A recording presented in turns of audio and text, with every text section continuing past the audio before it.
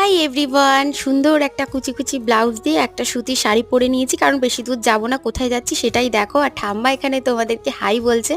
তো এই নিয়ে আমি একটু মজা করছিলাম, আর এখানে কোকোকেও বলছিলাম যে তুমি একটু হাই বলে দাও। তো তারপরে আমরা বেরিয়ে পড়েছি, কারণ বেশি দূর যাব না। যেখানে আমরা আগে থাকতাম সেখানেই যাচ্ছি, কারণ সারা বছর এই কাকার থেকেই আমরা জামা কাপড় কিনি।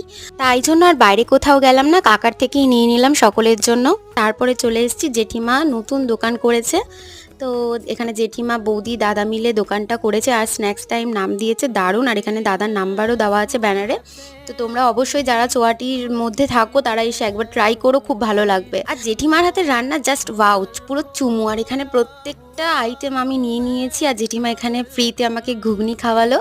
তো আমাকে খুব ভালোবাসে জেঠিমা, সত্যি কথা বলতে। আর জেঠিমাদের সাথে আজকের সম্পর্ক নয়, বহু বছরের বলতে পারো। আজকের ব্লগটা এতটুকুই। সকলে ভালো থেকো, সুস্থ থেকো, টাটা।